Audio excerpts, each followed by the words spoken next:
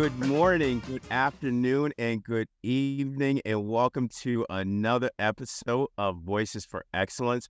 I am your host, Dr. Michael Connor. I am also the CEO and founder of the Agile Evolutionary Group. And today's episode features, I believe, one of the smartest superintendents in the country. Now, I remember when I was a chief academic officer, even assistant superintendent, I have followed her work nationally, specifically around building personalized models in the BC stage of education, right? And we're talking about a high level of connectivity, a high level of innovative design within this personalized learning model. And I followed her work ever since then up until now, where she is the proud superintendent of Park City Schools in Park City, Utah. All right. Yes. Utah. VFE is everywhere. So without further ado, I want to introduce, she is an AASA mentor. She has done numerous of national and international activities as focused on building personalized learning models. And she is one of the most effective superintendents in the country. So without further ado, Dr. Gildea, welcome to Voices for Excellence. How are you today? Wonderful. Thank you so much for having me. This is so fun.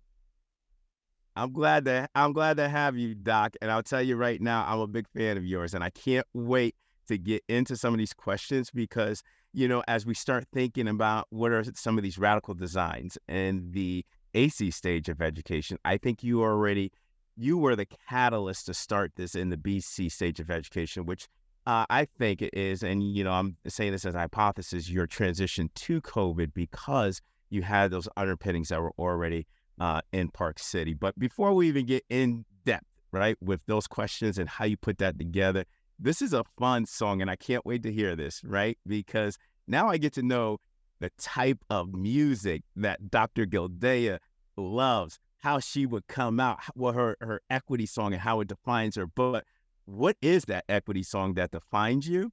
And when you walk into a room, right, with your stakeholders or even, your mentees at AASA, what song comes to mind if I am going to participate in something regarding leadership with you as my facilitator, or what equity song represents Dr. Jill Gildea? I love that question. This is probably the hardest question, right? Because just your person, your personality, what inspires you, right? All that kind of thing. So I could not limit myself to just one because, it would depend on the mood. It would depend on the day. So there are so many. There's a disruptor. Perfect. Right? There are so many songs that came to mind. Like when I was a little kid, the Disney song, When You Wish Upon a Star, makes no difference who you are, right? Kind of inspired me from a young age. When I was a teacher, Rod Stewart's Forever Young. You always picture the kids kind of in the age group where you meet them. Today I think about Elton John's I'm Still Standing. Here we are, in this BC time, right?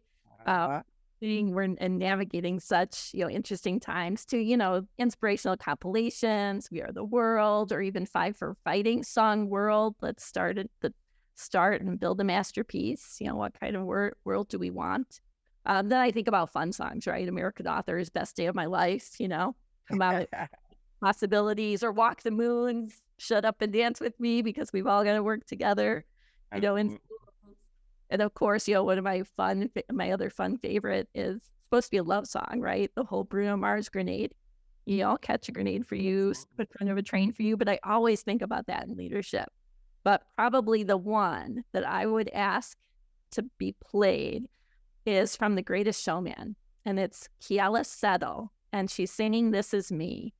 And the phrase that I would definitely want to have people hear is, when the sharpest words want to cut me down, I'm going to send a flood, going to drown him out. I am brave, I am bruised. I am who I'm meant to be. This is me. Look out, because here I come. I'm marching on to the beat I drum. I'm not scared to be seen. I make no apologies. This is me. Unbelievable. Okay. Now, Dr. Gildea, that was a first on VFE where we had roughly about, and I counted, and please, there's so many, I counted 8 and I lost count. but the one, right? The one resonating song that represents you. This is me. And when I think about that from a leadership signature context, right? Who you are as you are adopting and implementing policies, who you are in the context of your equity and innovation stance as it pertains to reach and all. And having that song, This Is Me, yes, when you step up and when you talk about excellence, equity, and innovation in this triangulation around redesign or transformation in the AC stage of education, this is who I am. And I'm going to come unapologetically. I heard not apologizing. So, but I want to start getting down to this level of not apologizing, and this is you, because you are the superintendent of Park City Schools in Park City, Utah. Yay. Only district I know, and please correct me if I'm wrong, that actually has a ski break in April. Yay. I want to do that in my life. Okay. So mark me down next year for April ski break. Yes, VFE, I will send pictures of me skiing next April in Utah. But considering, Dr. Gildea, that you're a recognized strategic leader, right, who roots excellence and innovation within any teaching and learning organization that you lead. I mean, from, where previously, in previous roles to now as Park City Superintendent. But what has been your grounded approach as a leader in the ecosystem with regards to strategy and innovation? Because obviously you have to part and parcel them to define it, but also there's this interface of driving innovation for strategy, strategy for innovation, reciprocity between the two. But implementing a strategy where it must be cross-siloed, where there's innovative experimentation, that's difficult for a lot of systems leaders now with some of the, or the multiple variables that we're facing. But when we talk about that from a collective mindset, right? How did you personally achieve success with this intentional cross-sector of strategy and innovation? That's a great question. There was a book way back called From Fragmentation to Coherence, right? And Great book. yep, you just kind of described that book. But I do want to thank you for your really thoughtful and kind introduction. And I've appreciated your collegiality as well and enjoy watching your career trajectory. And, the difference you're making now is really going to be incredible. So I'm pretty excited for you and watching this next phase of what you'll be doing, influencing on an even broader scale. So I'm really excited about that. You're about to make me cry on VFB. Stop. That's going to be a first. There's a lot of firsts on VFB now, but Joe, coming from you, that means so much. Thank you for that. And look, a lot of the stuff with regards to organizational redesign, when it comes to that level of personalization, you set that benchmark right across the country, but moreover, you made my intellectual curiosity expand, specifically in the BC stage of education. So thank you for your contributions to my development. Thanks. So, you asked kind of what's grounded effective strategic leadership. And I think it's a combination of a lot of factors, including vision that inspires and motivates people to work towards that common goal. I think that's really the first part, right? You have to have that target that you're aiming towards. You have to have that, you have to be able to kind of visualize, what it is that's going to be different for the kids, for the staff, for the system, if this is realized. So I think that's a big piece, is being able to capture through appreciative inquiry, what's happened that's gone really well, what can we build on, and then putting that vision in front of people that's going to inspire them, motivate them, communicating and articulate high expectations, providing the supports that are needed and the accountability framework, right? You've spoken about that, I think, several times as well. I think that's just the pattern, right, that we have to have to make change actionable, right? You have to have the high expectation, provide all those supports, and then what is the internal as well as the external accountability. So I really count on that. Creating the conditions for staff and student success. That's really why we have a district office. That's what we're intending to do, building trust, respect, ownership, collective ownership throughout the organization, and a commitment, to making a difference in children's lives, right? I think all of that speaks to strategy. Having a continuous improvement mindset, understanding feeling, right? Yeah, but holding that first attempt in learning, right? That fail forward mindset. But I think when you are thinking strategic thinking. And I've seen this in you throughout your leadership as well. You're always, I'm watching this always in you, Dr. Conner. You are anticipating, you're analyzing, you're responding to the changes in the environment. You're aligning resources and efforts toward achieving those goals. You're looking short, intermediate, long term. You have empathy, genuine concern for the well-being of the staff and students. All of that, I think, is what comes through, in these leadership roles, right? That are they're so hard. I think, Thank having the ability to create a supportive and inclusive learning environment. What does that mean? And Defining. Dr. Gildea, you and I apologize for interjecting, but you have contextualized. I like to say the whole systems approach that is undergirded, as you said, for this continuous improvement mindset, right? That is analyzing data, looking at data, experimentation, iteration with divergent ideation. Those are all major critical elements around this continuous improvement mindset. If you can, right, because a lot of my audience, they use this as an asynchronous mechanism of professional learning, right? And your answer was just, it was filled with a lot of rich, multi-adaptive elements that need to work together around the system change. Can you provide just one, and I just want to just get down one isolated example of how you implement this, because you provided a great contextualization of it. I know my audience are saying, how do I do this? What does this look like? What is one system element you redesigned to this? Right. That's a great question. And obviously the most fun one is really the learning environment, right? It's really the classroom. And when you can make a classroom design, when you can have teachers kind of be inspired by what a learning environment can be, when you have the students inspired by a learning environment, when they feel ownership of it. I will tell you, there's nothing more exciting than seeing kindergartners demonstrate agency in what and how they're going to learn, sitting and doing partner readings, identifying when they need to maybe go try something on their own. And, when you're seeing that in a true personalized learning environment, that is amazing. But I have found that one element of trying to find a place that is doing what you're hoping for and being able to actually show people, do an actual inquiry cycle walk, do an actual visit. I have found that to be really helpful, right? So you have to always be looking for other innovative programs, taking a look at those, and then trying to make it possible for your people to see it. Because once they can see it, then they can come, put it into their local context and keep improving, keep iterating, right? So I think seeing the vision and really that physical learning environment does make a difference. It doesn't have to be all fancy stuff. Some of the places we visited had things out of garage sales.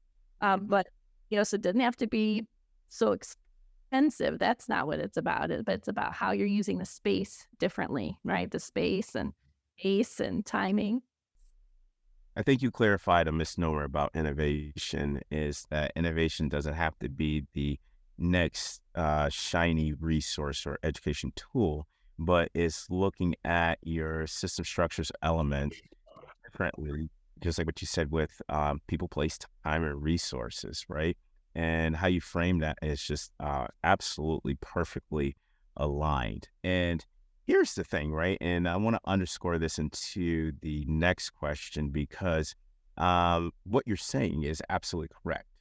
But what we need to identify, right, is courageous leadership, because a lot of people would just operationalize and optimize the status quo so that they can be able to be in that position for a long time. But, in past academic years and calendar years, Dr. Gildea, you've co-chaired a variety of AASA leadership initiative, the Collaborative for Transformative and Innovative Education, Digital Learning Consortium, Personalized Learning Consortium, and the National Superintendent Certification. You everywhere, Jill, everywhere, right? You served as an inspiring superintendent mentor. I want to highlight the work that you've done, right? You live the work. You've done the work, you live the work. the outcomes are just extraordinary. But I remember in March, I participated in a district administration superintendent's institute, and I heard actually Dr. Joel. He's the retired superintendent of Lincoln Public Schools in Lincoln, Nebraska, but also served as my mentor in the AASA Urban Soups Academy, Soups Academy, and the needle of education with regards to superintendents have changed, right, dramatically, and it's going to continue to change. But Dr. Joel made a specific statement at DA when he stated that he doesn't see it changing for superintendents for the next 4 or 5 years. Now, in your objective and subjective opinion, where are we in the context of the state of education, the role of superintendent, and will it change in the near future, or how long do you think it's going to change where superintendents are finally valued in their communities across the country? Yeah, we are navigating really turbulent times that I've certainly, superintendent role's always been challenging, but boy, it's really different now, definitely. So in that same academy you were in, Dave Schuler was actually my mentor, which cracked me up because he's actually younger than I am. So, but How are you, Dave? Congratulations, Dave. Right. He is currently the AASA new executive director and of that organization. And while, of course, Dan did an amazing job, I'm really looking forward to Dave's leadership in that organization because he does have a keen eye for equitable outcomes, and really a passion for it. So I'm pretty excited to see what AASA will be working on. So I have truly been privileged to have the opportunity to be in these groups, though, the many that you mentioned, to participate, to serve in facilitation, to lead some of the groups. That Collaborative for Transformative Education was amazing. Dave actually took that one over, though, and renamed it into Readiness. So that life career readiness, that was one of his initiatives when he was the AASA president that year. But they did relaunch, so that's kind of exciting. And now they're also looking at future learning, Learning 2025. So always fun to see what that large national organization's doing. It really keeps top system leaders, learning. So I think that's what it's really modeled for us, right? Through all those cohort studies, we network, we work across the country, we build our capacity together across any number of themes. So I think that's really helpful. But yeah, I think what we're learning now that is different than when I initially went into the role 16 years ago. So I've been a superintendent. This is my 16th year. Congratulations. All right. Thank you. Like I said, I'm still standing, right? That's where John comes in. But I do think that now boards of education are recognizing that political savvy is a really desirable trait in superintendent. I don't think, before it was really proving that you had some financial acumen, that you understood the business and you understood curriculum and instruction. But now there's this whole additional layer. And I think superintendents of schools in the U.S. are going to continue to play an increasingly critical role in navigating the complexities and the polarized political landscape that characterizes the country today. I wish it was so, but I think it is. I think issues of school funding, curriculum standards, student safety, even the most innocuous things are becoming politicized. And superintendents are going to need to be skilled at managing competing interests, communicating effectively with a wide range of stakeholders, the people that believe like you do and people that don't. We have to be leveraging technology and data. We have to use that data to inform the decision making, because sometimes the data can bring us back to our why. We have to identify trends, measure outcomes. But I'm excited about a growing emphasis on personalized learning, or the policies that allow some of the personalized competency-based learning to happen, and how the use of technology is changing outcomes for many kids, when they do have the chance to move at their own pace. That can be motivating for kids. I do think superintendents are going to have to keep up with that, right? Among this political, we also have to know what things are coming out and what are the impacts on student learning and engagement because of those. Yeah. And you highlighted, well, for one, first, congratulations to David, right? And becoming AASA executive director. And yeah, mentioned Learning 2025. I was a part of that, developing that report or designing that report with 32 other educators from just across the world, which was such a great experience of developing that. And it's great to see AASA putting that report from the National Commission in action. But I want to highlight on a word, right? And I think that this is the theme across education, specifically if you're in any type of leadership role, right? Polarization, right? The polarization of education. And Dr. Gildea, you're one of and I can say this bold and unapologetically, one of the only white women that will stand on the mountain with your black and brown brothers and sisters. It don't matter who it is. If it's about equity, it's about equity. You and Dr. Susan Enfield, right? I love you too for what you've done with equity. But, when we look at this, right, this whole aspect of restructuring and reculturing, right, teaching and learning to be in alignment with excellence and equity. I know you've generated some difficult discussions and raised data questions pertaining to excellence, equity gaps, and access and opportunity gaps, and you're still around, Joe. And as a white woman, right, who is leveraging the hard work of excellence and equity that is needed, what advice would you give the leaders to move beyond this polarization? What advice would you provide to other white leaders who want to navigate these pearls of the politics that we're facing, but need framing or additional support to move this work forward? What are some of your suggestions? All right, that's a lot. That's a lot, right? And and likewise, I mean, when I look at your AEG framework, right? So when I look at that, when I see access gaps, preparation gaps, and performance gaps, right? I had not worded it that same way necessarily in my work, but I think when I look at that, right, that visual of what you're trying to do, I think that's part of the redesign, right? It's part of the redesign that looking at those things. And I also so admire Dr. Enfield. She's done amazing work also multiple states, right? Kind of no matter where she lands. She does great things, but in redesigning, right, cultivating the ownership of the learning organization. I think that's huge, right? It's big concept, but it's making sure that everybody in the organization has some ownership for this. It cannot be one person, right? I think we're all kind of learning that too. Yeah. Have to keep building capacity. But I've got 5 takeaways. You ready? I'm going to listen. Any nuggets from Dr. Gildea? Give it to us. It's free.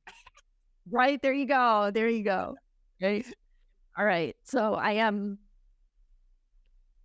all right. I used to always picture, this was younger in my career, right? Even like bachelor's degree level kind of work. But I always envisioned an organizational chart with students being at the center, then staff, the educators and staff surrounding them, then the building leaders, and then district teams, which I didn't even really know what that was right back then, but district teams, I ended up loving curriculum, right? All of that and planning, and then bolstered by the board and the community, right? But I always kind of pictured it, this way.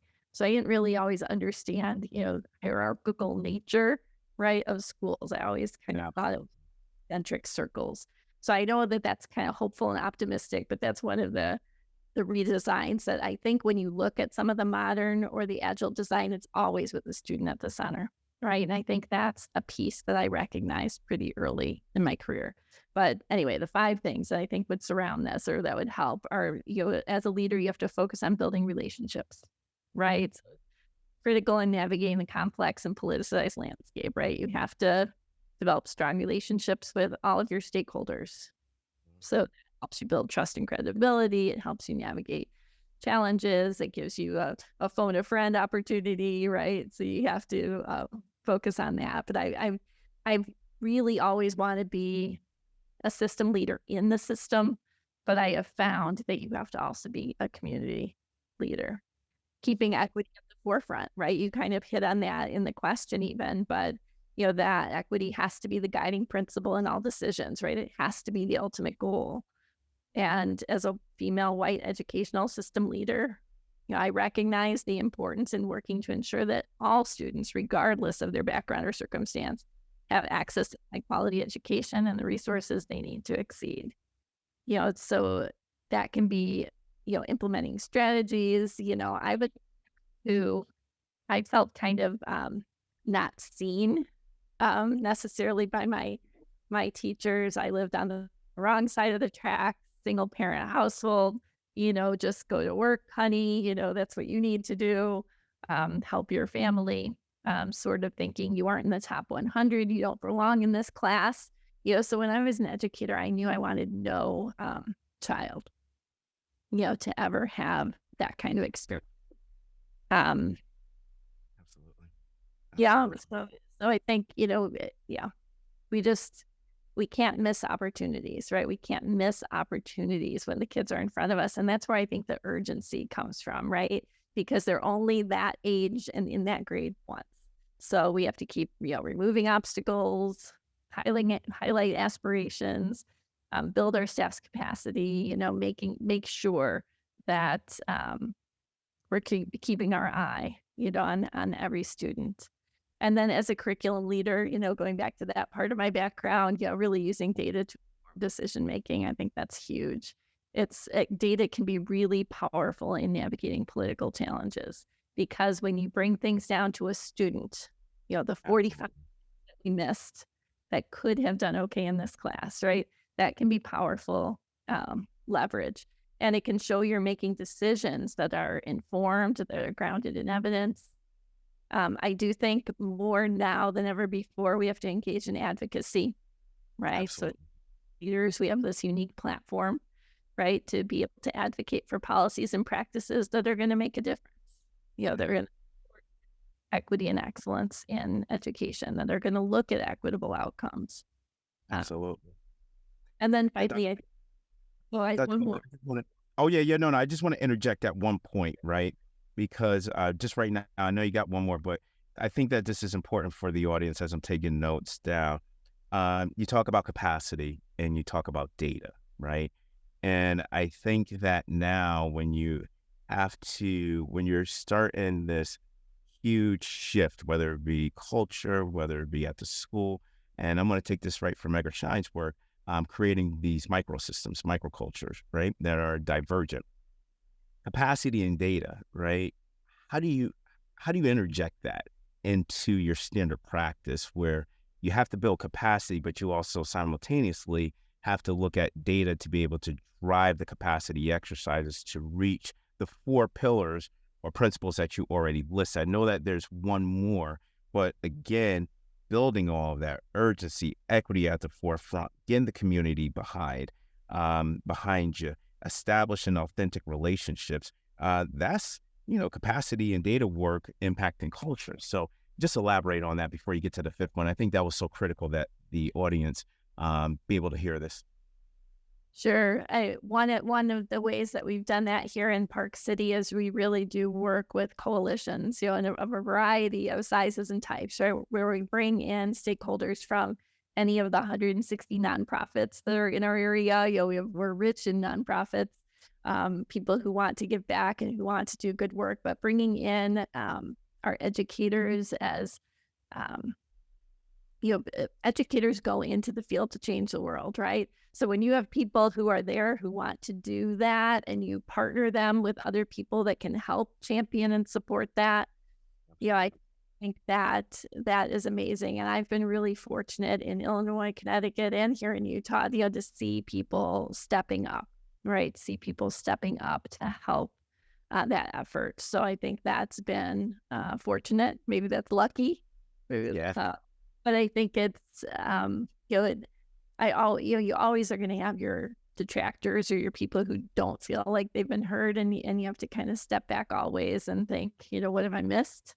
But I do think the more you can build the recognition across the community that these efforts are ultimately going to help the vibrancy of your community, it's going to help I mean, we have students now who are coming back and we're able to hire them into not only, educational roles, but leadership roles. We're able to build a pipeline, for success. I was just on, before I uh, fell uh, ill with my little strep throat here, I was able to be at a celebration for students who have finished their first year of college, first or fourth year, their final year of college, first gen kids that have been supported through programming all the way through, right? So we don't just give up on a child, right? We keep finding ways to make sure we're supporting them in their post high school life, whether that's career track, 2-year college, military, mission,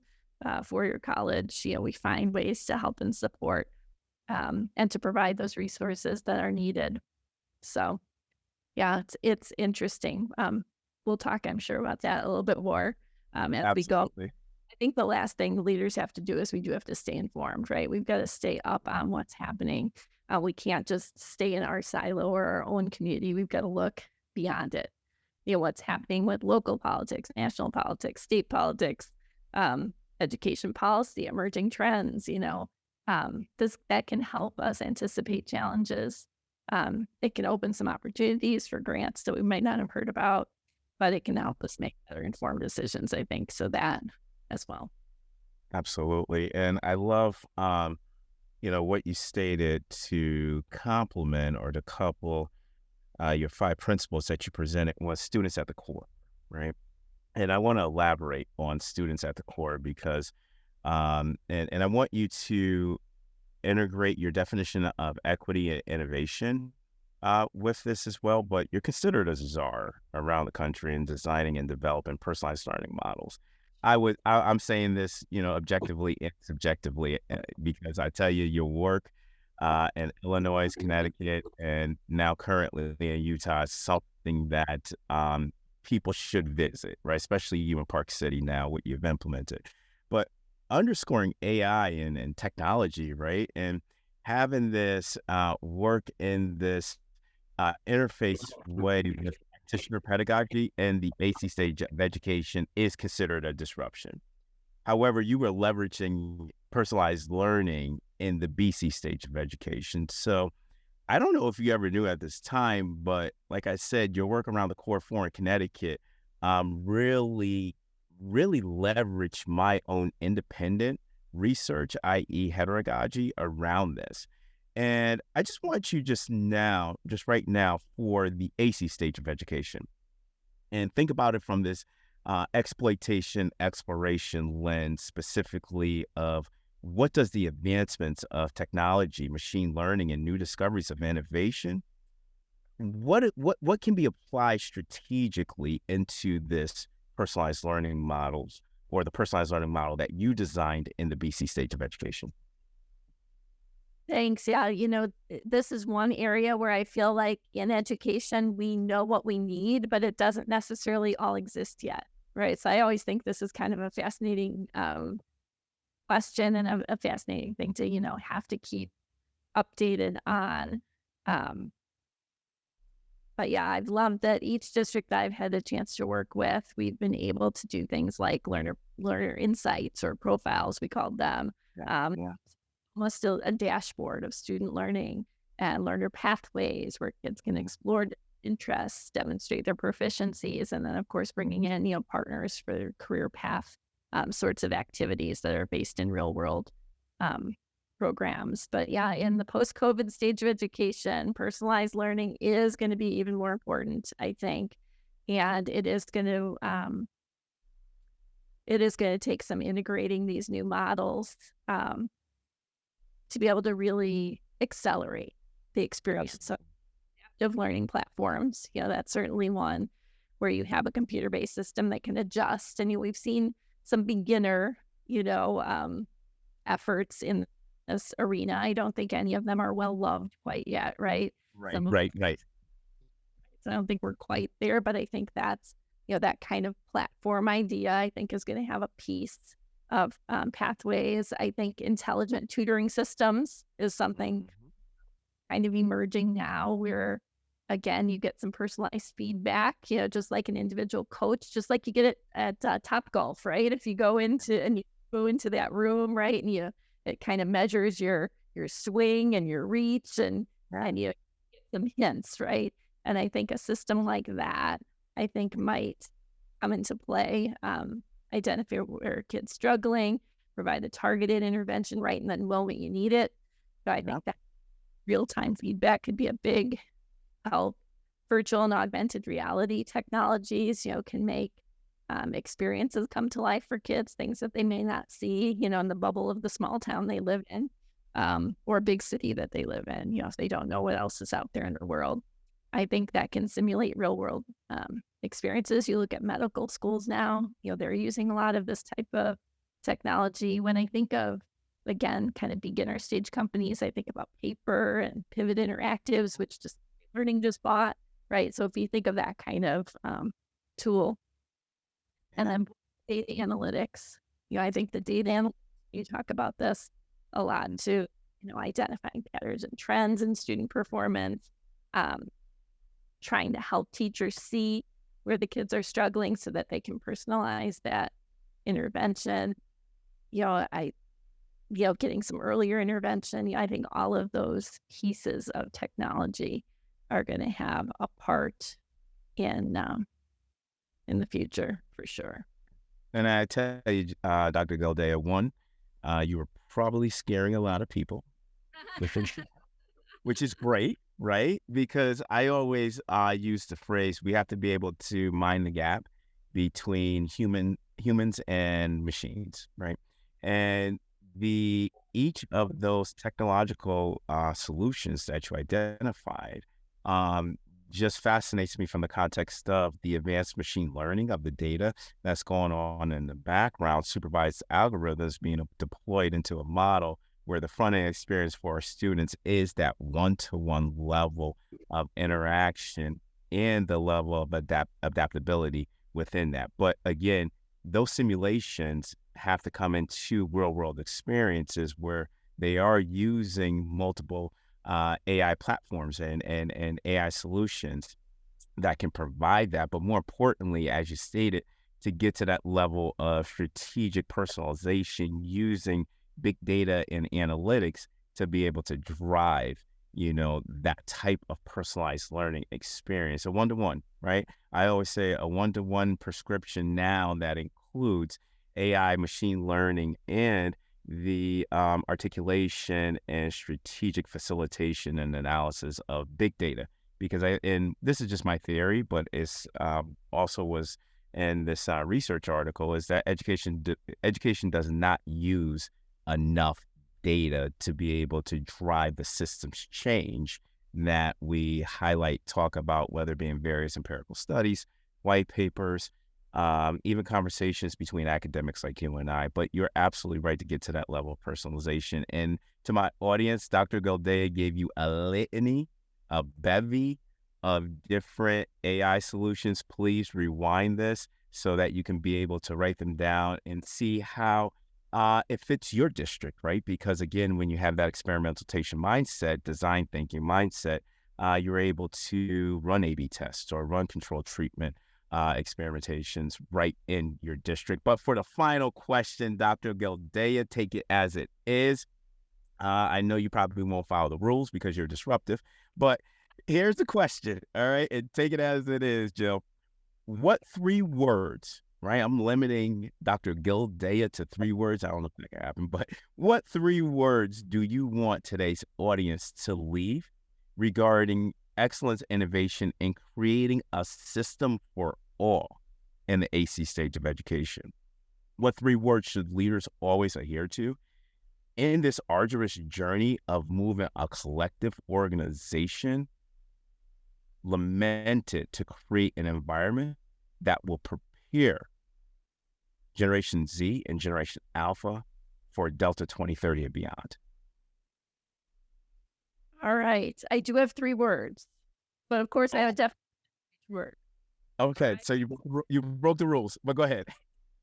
3 words that I would want to leave: equity, empowerment, and collaboration. Okay, Yeah. so Leading the foundation, it's the foundation of creating systems that work for all students. It means ensuring every student has access to the resources, support, and opportunities they need to succeed, regardless of their background or circumstances. And one example I have of that from Park City is, my first year, the board leaders, they removed all academic fees, every one of them, $775,000 commitment per year. That benefits every child. One has to ask special supplies or special, equipment. It's all provided. That's amazing. Empowerment. That's essential for fostering excellence in education. And I think I talked about that in some earlier answers, right? If we don't give students, teachers, leaders the tools, resources, and the autonomy that they need to drive change and create meaningful learning experiences, it's not going to change, right? So we have to take that leap, right? We have to create the conditions for students to have success by allowing them, right, to move forward. And that's what I saw in my experiences in Illinois and Connecticut, right? People really taking that ownership and wanting to move forward despite obstacles. Every place has had its obstacles for sure. And then, collaboration. It's key to creating systems that work for all. It means working together across disciplines, sectors, communities to identify and solve the complex problems, create solutions that benefit us all.